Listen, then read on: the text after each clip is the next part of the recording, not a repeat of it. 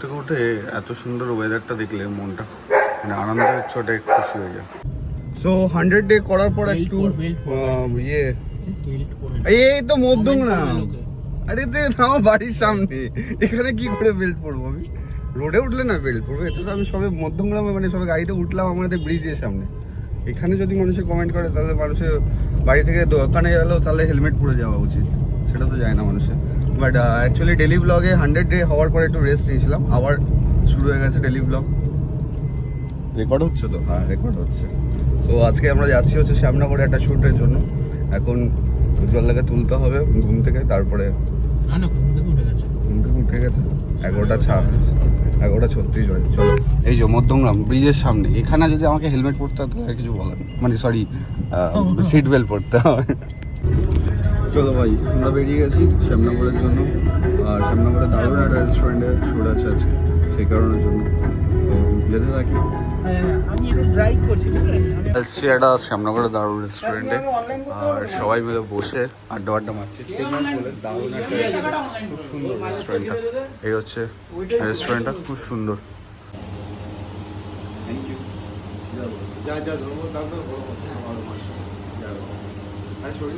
ছবি তোলা হয়ে গেছে, শ্যুট ডান।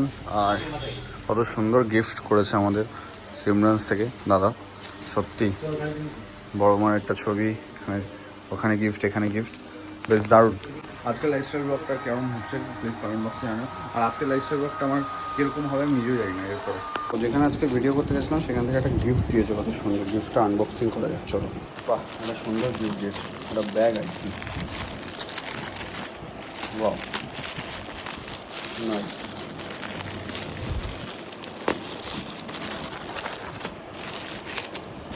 এরকম তো গিফট করতে পারে আমাদের, যেখানে প্রমোশনে যাই সেখান থেকে এরকম সুন্দর একটা গিফট করেছে, সুন্দর একটা ব্যাগ, দারুণ।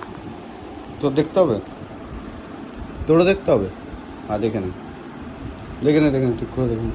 হ্যাঁ ঠিক আছে, সব ঠিক আছে। ও আজকে ছিল হচ্ছে ইডিয়টসের শ্যুট, আর বিশাল জোরে বৃষ্টি করছে, বিশাল জোরে। দেখো দেখতে চলে এসছে, লিও দেখতে চলে এসছে। হ্যাঁ ওদিকে চ্যাম্প রয়েছে, হাই করে দাও। এখনই তুই করে দিয়েছিলিস হাই, আমার হাই হাই হয়ে যেত তোর জন্য, বুঝছিস তো? তোর জন্য আমার ফোনটা ভেঙে যেত, বুঝেছিস? তোর জন্য আমার ফোনটা ভেঙে যেত, বুঝেছিস তুই? তোর জন্য আমার ফোনটা ভেঙে যেত, বুঝেছিস তো? এই টাকা তোর জন্য আমার ফোনটা ভেঙে যেত, বুঝেছিস? ভেঙে যেত তোর জন্য আমার ফোনটা।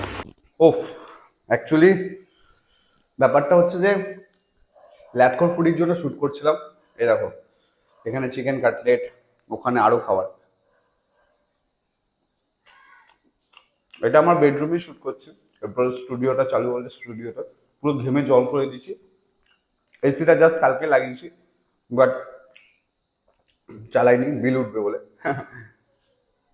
জোকসা পার্ট। আমি এতক্ষণ ভিডিও করছিলাম পান্ডা